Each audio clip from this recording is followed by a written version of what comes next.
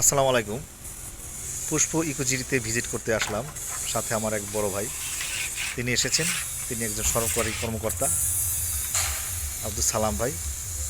আব্দুল সালাম ভাই, পুষ্প ইকোসিটি ঢুকে দেখে আপনার অনুভূতিটা একটু যদি ব্যক্ত করতেন, যে আসলে তো কীরকম লেগেছে, ভবিষ্যৎ পরিকল্পনা সবচেয়ে কি? মজার ব্যাপার হলো গেটে ঢুকলে 100 ফিট প্রশস্ত যে রাস্তাটা, এটা যে কেউকে খুব মুগ্ধ করবে। এবং ভিতরে ইনার সাইডে গেলেও 60 ফিট, 80 ফিট, 30 ফিট করে রাস্তা আছে ফ্লোটে।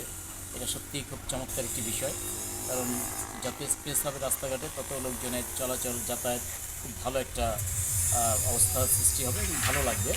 আর তার চেয়ে সবচেয়ে বড় কথা হলো রিভার ভিউ একটা স্বাদ পাওয়া যাবে এবং লেক আছে।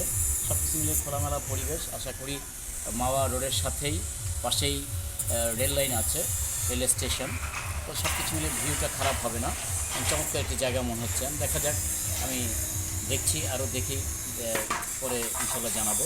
তো আশা করি খারাপ হবে না, যে কেউ আসতে পারে। ধন্যবাদ। ধন্যবাদ। সালাম ভাইয়ের সুন্দর অভিব্যক্তি। তো তিনি খুব ভালো মনের মানুষ। তার এই জায়গাটা সে খুবই পছন্দ করেছে এবং প্লট নেওয়ার জন্য খুবই আগ্রহী।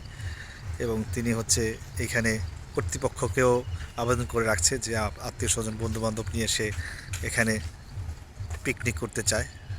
তো কর্তৃপক্ষর সহযোগিতা চেয়েছেন। তিনি একজন ভ্রমণ পিপাসু লোক। তো পুষ্প ইকো সিটি আসলে খুবই সুন্দর একটা পরিবেশ। আসার পরে এখানে দক্ষিণা বাতাস আমাদেরকে বিমোহিত করেছে। পাশ দিয়ে ট্রেন যাচ্ছে এবং বাস, মাইক্রোবাস, সব ধরনের ব্যবস্থা এখানে যাতায়াত সুব্যবস্থা। দক্ষিণ দিকে যদি যাই, প্রায় 17টা জেলা কানেক্ট করছে ঢাকাকে। তো আসলে এত সুন্দর নিরিবিলি পরিবেশ, মানুষ ঘিঞ্জি পরিবেশ থেকে একটু আলাদা বাতাস চায়, বাচ্চা কাচ্চা নিয়ে বসবাস করতে চায়। তো সেই ক্ষেত্রে আমি বলবো পুষ্প ইকো সিটিতে একটা বেস্ট অপরচুনিটি, বেস্ট জায়গা আপনার সন্তান, আপনার ফ্যামিলি নিয়ে বসবাস করার।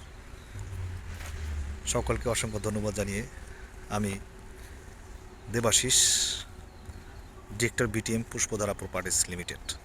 ভালো থাকবেন, সকলে সুস্থ থাকবেন।